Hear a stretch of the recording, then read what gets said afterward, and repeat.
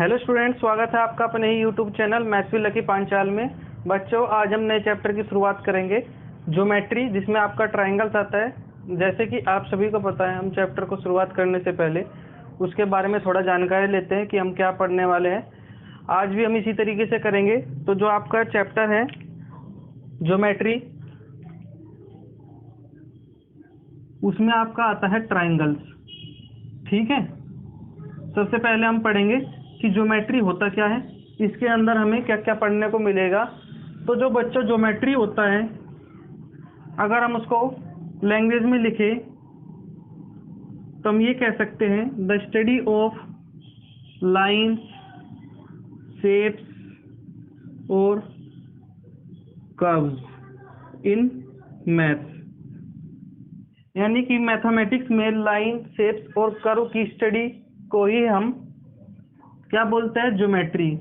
Lines और curve से बनकर जो भी शेप बनेगी आपकी, उसकी स्टडी को हम ज्योमेट्री बोलते हैं। जैसे कि आपका यहाँ पर ज्योमेट्री में ट्रायंगल्स है, इसी तरीके से आपको सर्कल भी पढ़ने को मिलेगा। ठीक है, तो लाइंस है, जैसे कि यहाँ पर यदि हम तीन लाइन को ज्वाइन करते हैं तो आपका एक ट्रायंगल बनता है। इसी तरीके से आपको यहाँ पर ट्रायंगल्स पढ़ने को मिलेगा। यहाँ पर यदि हम कर्व की बात करें, यदि हम कुछ इस तरीके से कर्व को ड्रॉ करते हैं तो यहाँ पर आपका सर्किल बनता है, जो ज्योमेट्री के अंदर ही आएगा, क्योंकि लाइंस और कर्व से मिलकर जो आपकी शेप बनती है उसी को हम ज्योमेट्री बोलते हैं। उसी की स्टडी को हम ज्योमेट्री में इंक्लूड करते हैं। तो ध्यान से देखना, ये तो हो गया आपका इंट्रोडक्शन ज्योमेट्री में। अब यहाँ पर आज की वीडियो में हम एक इम्पोर्टेंट थ्योरम करेंगे और उस इम्पोर्टेंट थ्योरम का हम कन्वर्स भी प्रूव करेंगे और उसका सीधे रूप में भी उसका प्रूव करेंगे, और जो उससे 3-4 अलग से कोरोलरी बनेगी वो भी हम प्रूव करेंगे। उससे ही आपके 4.1 में सारे क्वेश्चंस हो जाएंगे। ठीक है, एनसीईआरटी क्वेश्चन ही करेंगे। और जो आपकी ये थ्योरम है वो बहुत इंपॉर्टेंट थ्योरम है, लगभग हर साल रिपीट हुई है। यदि वो डायरेक्ट प्रूफ में नहीं आती तो उसका एक एप्लीकेशन जरूर आपको पेपर में देखने को मिलेगा। तो ध्यान से देखना।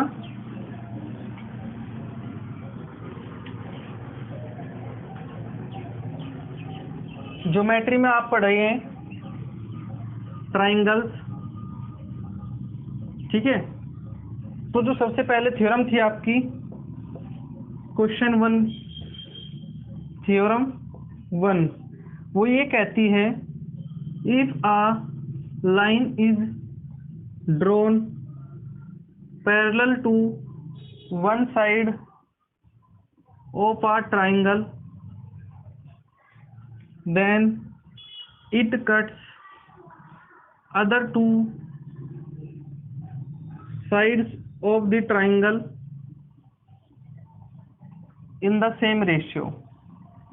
ठीक है, इस तरीके से। या तो इसकी लैंग्वेज प्रॉब्लम ये हो सकती है, या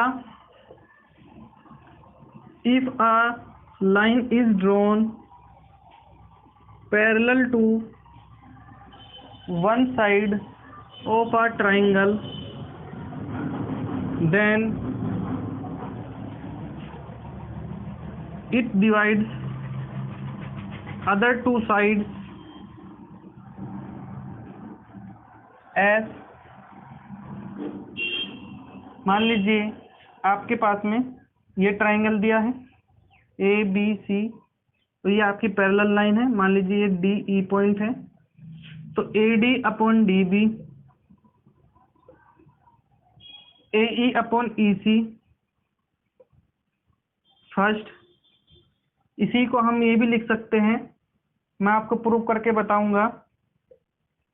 ये आपको इस तरीके से भी पूछ सकता है, ए ई अपॉन ए सी दूसरा, या फिर B D upon A B, या फिर सी ई अपॉन ए सी। इस तरीके से ये तीन आपकी बातें वो पूछ सकता है। यदि कोई लाइन किसी ट्रायंगल की वन साइड के पैरेलल ड्रॉन होती है तो वो अदर टू साइड्स को इस रेशियो में डिवाइड करेगी। वो तो मैं आपको प्रूव करके बता दूंगा, लेकिन आपको ये डायरेक्ट भी लर्न करना है, डायरेक्ट भी आपको याद रखना है। एक बार इसको ध्यान से देखना, या तो इस तरीके से आपको क्वेश्चन पूछा जाएगा, या फिर इस तरीके से आपकी एप्लीकेशन बन सकती है, ठीक है। और इसी पर बेस्ड हम आज क्वेश्चन भी पढ़ेंगे। पहले हम प्रूव करेंगे, फिर इसका कन्वर्स प्रूव करेंगे, फिर हम क्वेश्चन पढ़ेंगे, ठीक है, एनसीईआरटी क्वेश्चन। तो और एक और बात याद रखना, इस थ्योरम को ये इस नाम से भी आ सकती है, प्रूफ बेसिक प्रोपोर्शनलिटी थ्योरम। इसको हम बेसिक प्रोपोर्शनलिटी थ्योरम भी बोल सकते हैं, या फिर इसको हम कह सकते हैं थेल्स थ्योरम, ठीक है। तो ये तीन तरीके से आपकी थ्योरम पूछी जा सकती है पेपर में, ध्यान से देखना। सबसे पहले बेसिक प्रोपोर्शनलिटी थ्योरम, या आप कह सकते हो थेल्स थ्योरम, या इस तरीके से लैंग्वेज प्रॉब्लम आ सकती है, या फिर कुछ इस तरीके से आ सकती है। अब हम बात करेंगे इसके प्रूफ की।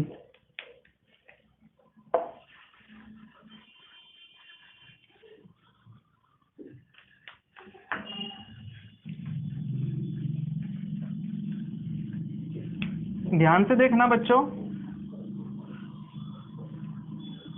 ठीक है। मान लीजिए आपके पास में ये कोई ट्रायंगल है ए बी सी, ठीक है, A B C. One line L वो पैरेलल है किसी भी एक साइड के, मान लीजिए वो बीसी के पैरेलल है। उसने क्या कहा कि एल कोई पैरेलल लाइन है ट्रायंगल के किसी भी एक साइड के। मान लीजिए एल पैरेलल है बीसी के, जो ए बी को डी पर कट करती है, ए सी को ई पर कट करती है। इतना आपका गिवन है। तो हम जब भी प्रूव करते हैं किसी भी थ्योरम का, तो उसको तीन पार्ट में डिवाइड करते हैं। सबसे पहले गिवन, फिर आपका टू प्रूफ, फिर आपका प्रूफ, ठीक है। गिवन आपका क्या है कि ए बी सी एक ट्रायंगल है जिसमें एल है पैरेलल बी सी के। ये भी लिख देना कि डी जो है वो ए बी को इंटरसेक्ट करती है, इसी तरीके से ई जो है वो ए सी को इंटरसेक्ट करती है। टू प्रूफ हमें क्या करना है, मैं सभी बातें लिख देना, A D upon D B, या फिर ए ई अपॉन ए सी, ठीक है। इसी तरीके से ये आपका प्रूफ चलेगा। कैसे, ध्यान से देखना। मान लीजिए ई से हम ए बी पर परपेंडिकुलर ड्रॉन करते हैं, ठीक है। मान लीजिए ई से हम ए बी लाइन पर ट्रायंगल की परपेंडिकुलर ड्रॉन करते हैं, जिसका नाम है यहाँ पर एफ मान लीजिए। तो ई एफ परपेंडिकुलर लेट करो E F perpendicular A B. इसी तरीके से इसको जी मान लेना, D G perpendicular on A C. यहाँ पर हमें दो बात मानी कि ई एफ जो है वो परपेंडिकुलर है ए बी पर, और डी जी जो है परपेंडिकुलर है ए सी पर। ज्योमेट्री में हम परपेंडिकुलर ड्रॉन कर सकते हैं, पॉइंट से पॉइंट मिला सकते हैं, ठीक है। वो आप यहाँ पर लिख देना। इसी तरीके से लेट हमने बी को ज्वाइन किया ई से, हमने डी को ज्वाइन करा सी से। क्या हमने डी को ज्वाइन किया ई से, डी को ज्वाइन करा सी से, और बी को ज्वाइन किया ई से। तो let B join E and D join C. अब आपका आता है प्रूफ। तो ध्यान से देखना,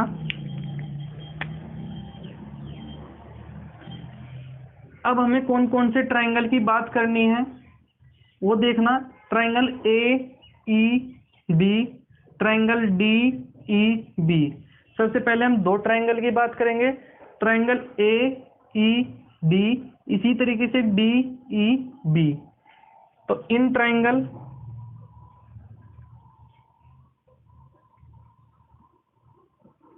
डी ई और बी, यदि हम इसके एरिया की बात करें, area of triangle A E D की, तो कैसे निकलेगा, हाफ इंटू बेस, बेस क्या काम करेगा ए डी, और हाइट क्या काम करेगी जो इसका परपेंडिकुलर है E F.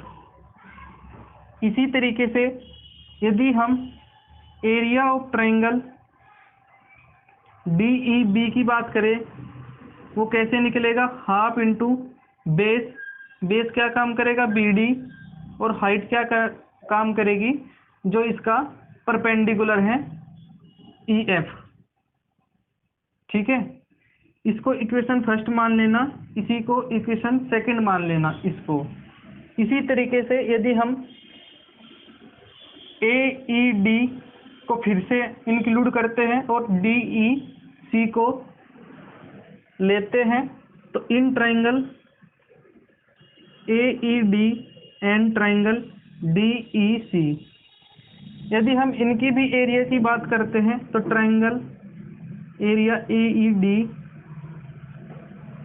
Half into base into height E F, और इसके एरिया की बात करें डी ई सी के ट्रायंगल की, तो हाफ इंटू बेस ई सी काम करेगा, और जो हाइट है वो इसका परपेंडिकुलर जो है डी जी वो काम करेगा। यहाँ पर जो परपेंडिकुलर होगा वो डी जी होगा, इस बार जो यहाँ पर परपेंडिकुलर होगा वो यहाँ पर डी जी होगा। इसको इक्वेशन थर्ड मानना, इसको इक्वेशन फोर्थ मानना। एक बार और रिपीट कर देता हूँ मैं आपको, यहाँ तक हमने ट्रायंगल ए ई डी लिया, इसी तरीके से डी ई सी लिया, एरिया निकाला, जो इसका परपेंडिकुलर है ए बी पर जो परपेंडिकुलर डाला है हमने ई से, वो ही इस एरिया, इस ट्रायंगल के एरिया की हाइट का काम करेगी, वही परपेंडिकुलर इस ट्रायंगल की हाइट का काम करेगी। ठीक है, इसी तरीके से यदि हम ए ई डी को लेते हैं, अब जो परपेंडिकुलर है वो हाइट का काम करेगी जब हमारा बेस जो है वो ए ई होगा। इसी तरीके से ट्रायंगल डी ई सी में जो ये परपेंडिकुलर है डी जी वो हाइट का काम करेगी जब आपका बेस ई सी होगा in triangle D E C में। अब हमें क्या करना होता है, नीचे आपको नहीं दिखेगा तो ऊपर कहीं मैं रफ कर देते हैं।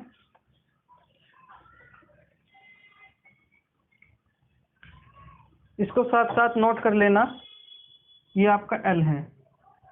यदि हम इक्वेशन फर्स्ट और इक्वेशन सेकंड को डिवाइड करते हैं तो क्या मिलेगा, area of triangle A E D half into base, base आपका क्या है ए डी, और हाइट क्या है आपकी ई एफ। इसी तरीके से area of triangle D E B half into base, base आपका बी डी है और हाइट आपकी ई एफ है,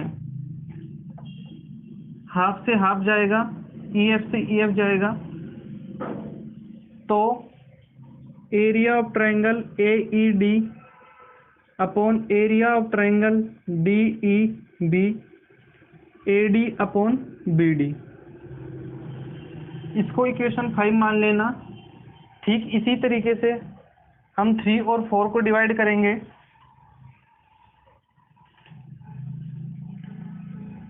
equation 3 upon equation 4, area of triangle A E D upon area of triangle D E C half into base, base आपका A ई होगा, यहाँ पर base आपका यहाँ पर ए ई होगा, ए ई इंटू हाइट जो है आपकी वो अब डी जी होगी। ठीक इसी तरीके से हाफ इंटू बेस ई सी होगा, और जो हाइट है आपकी वो डी जी होगी, डी जी से डी जी जाएगा, हाफ से हाफ जाएगा। अब यहाँ पर जो रेशियो आएगा वो देखना, area of triangle A E D upon area of triangle B E D, D E C, ये क्या है, डी ई सी, डी ई और सी, ए ई अपॉन ई सी, क्या आया, ए ई अपॉन ई सी। इसको इक्वेशन 6 मान लेना। यदि आप इस इक्वेशन को और इस इक्वेशन को कंपेयर करते हो तो ट्रायंगल ए ई डी से A E D L H S आपकी एल एच एस के बराबर हो जाएगी, तो जो आर एच एस होगी, ध्यान से देखना यहाँ पर मैं ये बता रहा हूँ, area of triangle A E D equals to A D upon B D equals to multiply में area of triangle B E D. ठीक है, इस इक्वेशन को हम ऐसे भी लिख सकते हैं और हम area of triangle A E D को, ठीक है, A E upon E C into area of triangle D E C. तो जो आर एच एस है वो area of triangle A E D है, जो आर एच एस है वो भी यही है, सेम है। तो हम यदि हमारा इक्वल टू के बराबर में एल एच एस हमारी बराबर आती है तो आर एच एस दोनों की कंपेयर हम कर सकते हैं, यह आपको अच्छे से पता होगा। तो A D upon B D, area of triangle B E D, इसी तरीके से A E upon E C, area of triangle D E C. अब आप केवल अपने प्रूफ से केवल एक स्टेप दूर हो। ठीक है, अब यहाँ पर आपका एक नया कंसेप्ट आपको सीखने को मिलेगा कि जो आपका area of triangle B E D है, बी ई डी, और आपका area of triangle D E C है, उसका एरिया सेम है। वो कैसे, वो अभी हम थोड़ी देर में समझेंगे। तो इस तरीके से जब मैंने आपको बताया कि इनका एरिया सेम है तो इससे ये कट जाएगा, क्योंकि आपकी सेम यूनिट और सेम यूनिट आपकी कट हो सकती है।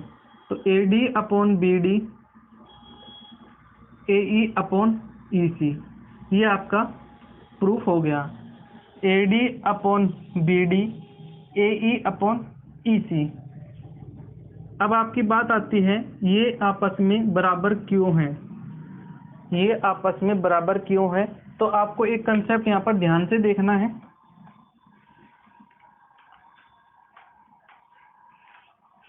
हमने देखा जो area of triangle B E D है वो area of triangle D E C के बराबर है।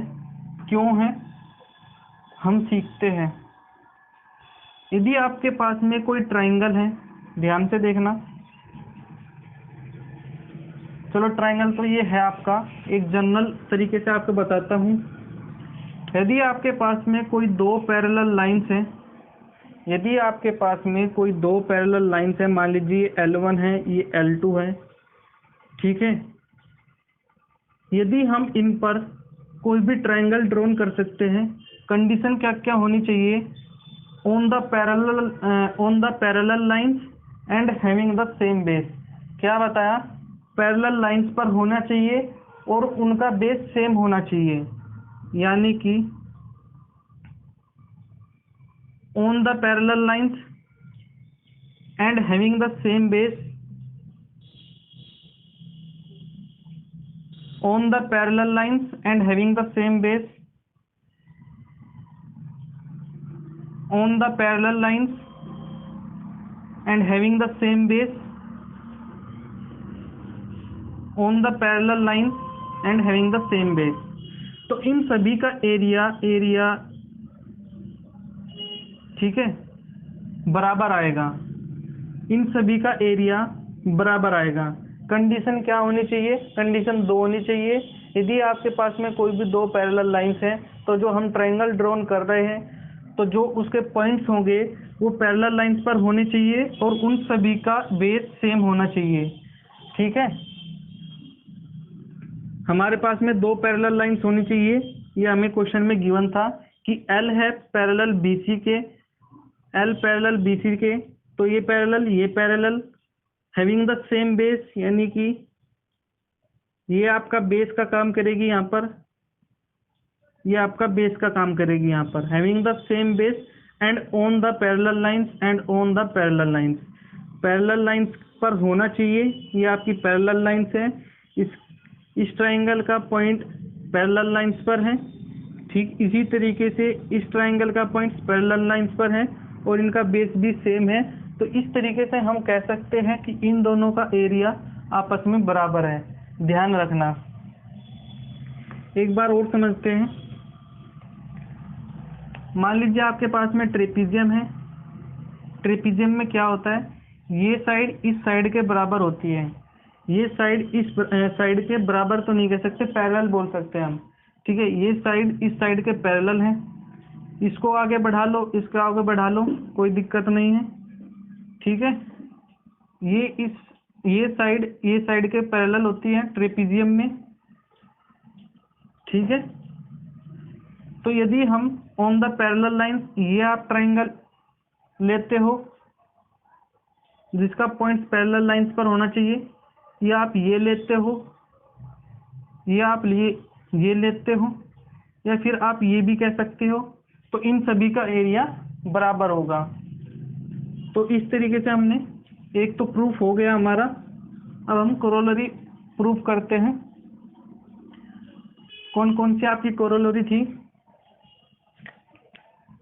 सबसे पहले जो आपका बेसिक प्रोपोर्शनलिटी थ्योरम आता है, उसमें केवल आपको एक ही चीज प्रूफ करनी होती है, AD upon BD AE upon EC, जो हमने अभी तक प्रूफ कर दिया है। यदि हम कोरोलरी की बात करते हैं तो AD अपॉन AB, इसकी दो कोरोलरी बनती है, AE अपॉन AC, एक तो ये रही आपकी, और दूसरी आपकी बनती है BD अपॉन AB, या फिर आप कह सकते हो CE अपॉन AC, ये इसकी बनती है दूसरी कोरोलरी, ठीक है। ये आपका यदि बेसिक प्रोपोर्शनलिटी थ्योरम प्रूव करने के बोलेगा हो तो आपको यही प्रूव करना है, ठीक है। ये आपका एक्स्ट्रा है, ये भी हम समझ लेते हैं। AD upon DB AE upon EC हमने प्रूव कर दिया है। अब हमें प्रूव करना है AD अपॉन AB, ये अपॉन कंप्लीट, ये अपॉन कंप्लीट, ठीक है। तो यदि हम ये लिखे बाय बेसिक प्रोपोर्शनलिटी थ्योरम, हमें क्या मिला कि AD अपॉन BD और AE अपॉन EC, हम ये कह सकते हैं AD upon BD AE upon EC, ठीक है। ये हमें प्रूव करना है AD अपॉन AB और AE अपॉन AC। यदि हम इसका रिवर्स करते हैं तो क्या मिलेगा, BD upon AD EC upon AE। इधर भी आपको 1 ऐड करना है और इधर भी आपको ऐड 1 करना है। मैंने आपको बताया था यदि इक्वल टू में कोई भी चीज़ आप कोई भी नंबर आप माइनस प्लस इनटू डिवाइड करते हो तो आपको दोनों तरफ करना होगा। क्यों करना है? क्योंकि यदि आप इधर इधर जोड़ते हो, इधर नहीं जोड़ते, तो आपका ये एक्स्ट्रा हो जाएगा। यदि आप इधर भी जोड़ते हो तो जब आप ये कैंसिल करोगे तो आपको वही आपका ओरिजिनल नंबर मिल जाएगा, ओरिजिनल इक्वेशन मिल जाएगी जो आपके पास थी। यदि आप एक तरफ करते हो तो उसमें आपकी इक्वेशन गलत हो जाएगी। तो इधर भी आपको 1 ऐड करना है और इधर भी आपको 1 ऐड करना है। जब आप 1 ऐड करोगे तो AD plus BD upon AD, ठीक इसी तरीके से EC plus AC upon AC, EC plus AE हो गए यहाँ पर आपका AE, AD plus BD complete AB बन जाएगा अपॉन AD, ठीक इसी तरीके से EC प्लस AE आपका कंप्लीट AC बन जाएगा और नीचे आ जाएगा आपका AE, ठीक है। यदि आप इसको रिवर्स करते हो तो आपका ये बन जाएगा। तो इस तरीके से हमने यहाँ पर अपनी बेसिक प्रोपोर्शनलिटी थ्योरम का यूज़ करते हुए अपनी कोरोलरी प्रूव कर दी। ये आपका क्वेश्चन भी बन सकता है, ये आपको तीनों पार्ट प्रूव करने को भी बोल सकता है। अब आपकी बात आती है नीचे वाली की, इसमें भी आपको सेम कंसेप्ट यूज करना है।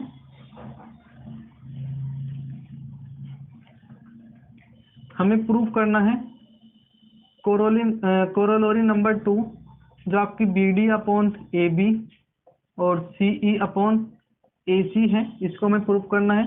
हमें हमारी जो बेसिक प्रोपोर्शनलिटी थ्योरम है वो क्या कहती है कि A B A D upon D B A E upon E C. ठीक है, यदि हम इसका रिवर्स करते हैं,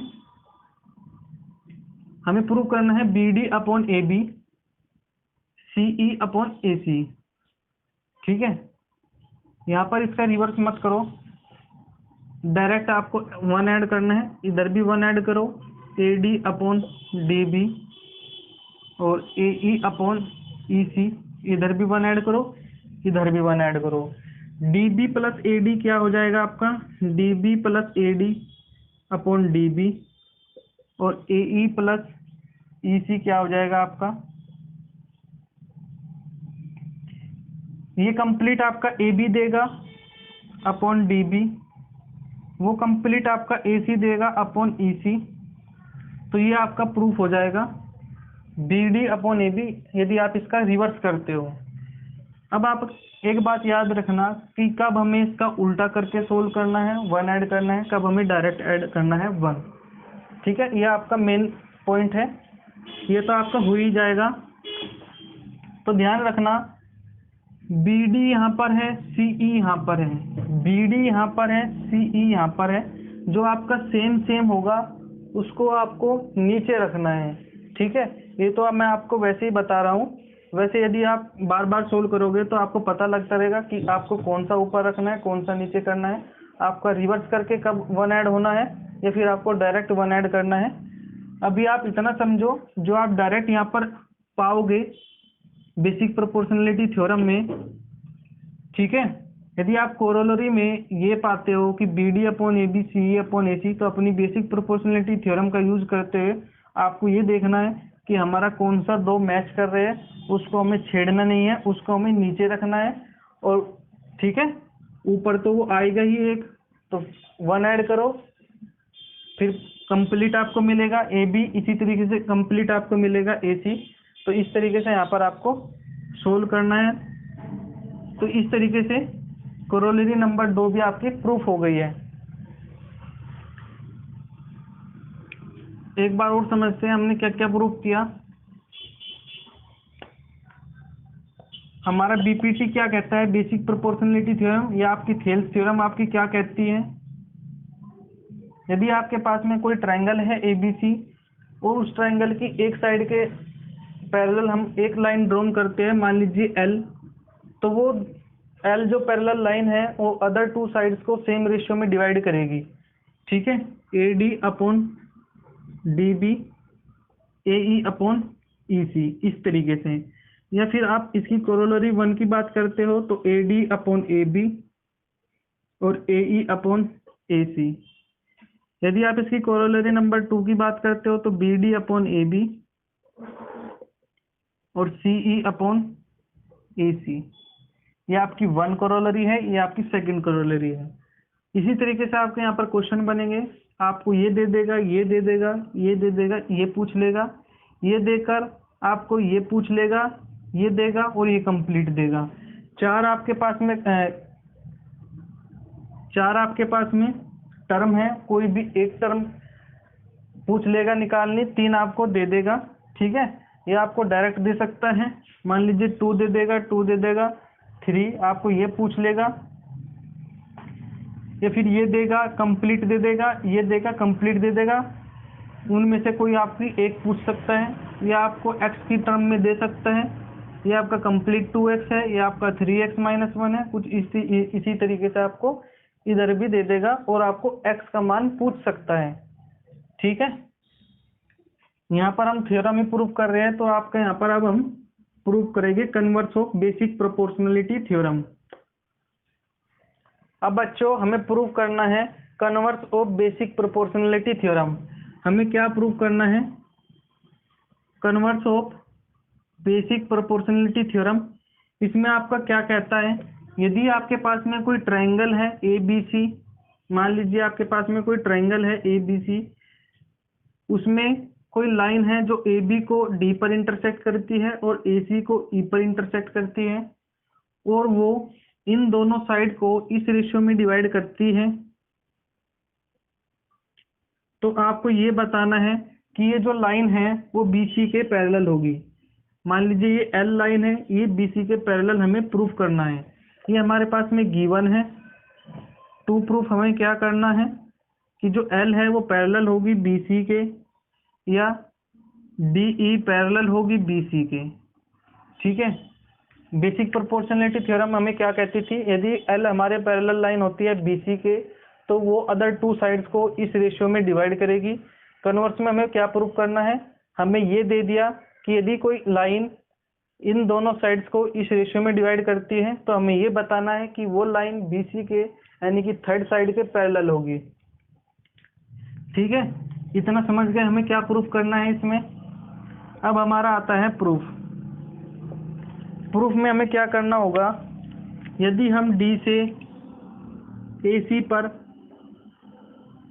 कोई लाइन डालते हैं जो पैरेलल है बी सी के, मैंने क्या कहा, यदि हम डी से होते हुए ए सी पर कोई लाइन डालते हैं जो एफ पर इंटरसेक्ट करती है ए सी को, और वो लाइन डी एफ जो बनेगी वो पैरेलल है बी सी के। हमने क्या लेट किया कि लेट डी एफ पैरेलल है बी सी के। हमने क्या किया कि जो डी एफ है वो पैरेलल है बी सी के, तो हम यहाँ से क्या क्या कह सकते हैं, हम यहाँ से तीन बात कह सकते हैं। एक तो हमारी बीपीटी और दो हमारी उसकी कोरोलरी। ठीक है, तो मैं आपको तीनों चीज़ यहाँ पर लिख के दिखा देता हूँ। A D upon B D आप A F upon F C के लिख सकते हो यहाँ से 1, जो आपकी बीपीटी होगी। इसी तरीके से आप A D upon A B और ए एफ अपॉन ए सी लिख सकते हो, जो आपकी कोरोलरी नंबर 1 होगी। इसी तरीके से आप B D upon A B और सी एफ अपॉन ए सी आप कोरोलरी नंबर 2 लिख सकते हो। ठीक है, जो डी एफ है वो पैरेलल है बी सी के, तो हम अपनी बीपीटी से एक लिख सकते हैं। ठीक इसी तरीके से हमारी कोरोलरी हम दो तरीके से लिख सकते हैं। यदि हम बात करते हैं A D upon D B की, A E upon E C की, A D upon D B की और A E upon E C की, तो हमारी क्या बनेगी, हमें गिवन लेकर चलना है A D upon D B और A E upon E C. यदि हम इसका रिवर्स करते हैं तो क्या मिलेगा, D B upon A D, E C upon A ई।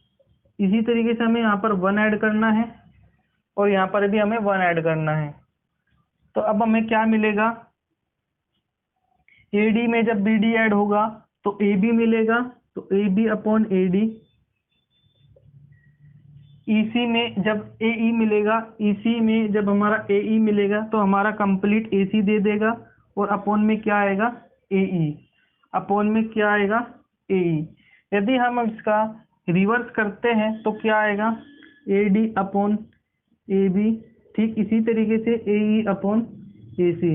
एक बात और याद रखना, यदि हम इसका रिवर्स करते हैं तो इसका भी हमें रिवर्स करना होता है। ठीक है, इक्वल टू के बराबर जो भी हमारी इक्वेशन होती है, यदि हम रिवर्स करते हैं तो दोनों का रिवर्स होता है, किसी एक साइड का रिवर्स नहीं होता, होना है तो दोनों का होगा। A D upon A B और A C upon A E.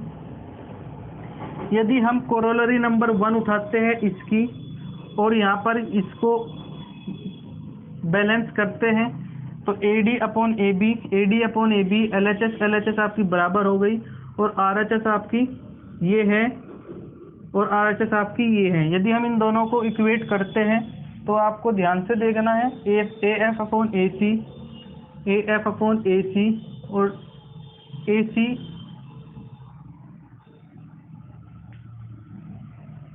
A F upon A C, A F upon A C, इसी तरीके से A C upon A E, A C upon A E, A F upon A C और A C upon A E upon A सी हो गया यहाँ पर, ए E upon A सी, ये आपका ए ई अपॉन ए सी होगा। इसका रिवर्स नहीं किया ना हमने इसका यहाँ पर रिवर्स नहीं किया, तो ए ई अपॉन ए सी। तो ये आपको ध्यान से देखना है, एक एक बात को ध्यान से देखना है। तो जब हम इसको इक्वेट करेंगे तो ए सी से ए सी जाएगा, ए एफ हमारा ए ई के बराबर आ जाएगा, यहाँ पर हमारा ए एफ ए ई के बराबर आ जाएगा, जो आपका ए एफ है वो ए ई के बराबर आ जाएगा। दो लेंथ, ठीक है, दो लेंथ तभी इक्वल हो सकती है यदि उनका इनिशियल और एंड पॉइंट बराबर हो। मैंने क्या बताया, दो लेंथ ए एफ आपकी ए ई के तभी बराबर हो सकती है यदि एफ आपका ई पर कोइंसाइड करता हो। ये तो आपका यहाँ पर है ही, एफ और ई यदि आपके ओवरलैप करते हो या आप कह सकते हो कोइंसाइड, तभी आपका ए एफ और ए ई जो है वो इक्वल हो सकता है।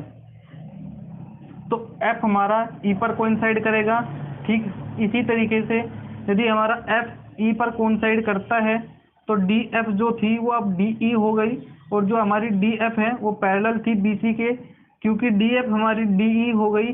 तो इसी तरीके से हम कह सकते हैं कि जो आपकी डी ई है वो पैरेलल होगी बी सी के। तो हमारा यहाँ पर प्रूफ हो गया, क्योंकि हमारा एफ जो है वो कोइंसाइड करेगा ई को, तो जो डी एफ थी वो पैरेलल थी बी सी के। हम यहाँ से ये कह सकते हैं कि जो डी ई है वो पैरेलल होगी बी सी के। तो यहाँ पर इस तरीके से आपका ये प्रूफ हो गया है। तो ध्यान से देखना इन सभी थ्योरम को, दो थ्योरम है, दो कोरोलरी है आपकी। सबसे पहले आपकी बेसिक प्रोपोर्शनलिटी थ्योरम है, जिसको हम तीन तरीके से लिख सकते हैं। यदि आपका आता है बेसिक प्रोपोर्शनलिटी थ्योरम तो आपको A D upon D B A E upon E C proof करना है, उसमें कोरोलरी आपकी प्रूफ नहीं करना है। दूसरा उसमें कोरोलरी पूछ सकता है, और फिर आपका इसमें कन्वर्स भी आपका पूछ सकता है। तो यहाँ पर हमने दो थ्योरम और आपकी दो कोरोलरी हो गई है। इसी तरीके से आपके क्वेश्चन आएंगे, वो हम नेक्स्ट वीडियो में करेंगे। एनसीईआरटी सारे क्वेश्चन कराऊंगा मैं। तो यदि आपको मेरा पढ़ाया आपको अच्छा लगे तो लाइक करना, शेयर करना, सब्सक्राइब करना, दोस्तों के साथ शेयर करो, ताकि आप इन दिनों में आप अच्छे से स्टडी कर सको। इस लॉकडाउन में आप अपनी पढ़ाई को अच्छे से जारी रख सको। ठीक है, थैंक यू।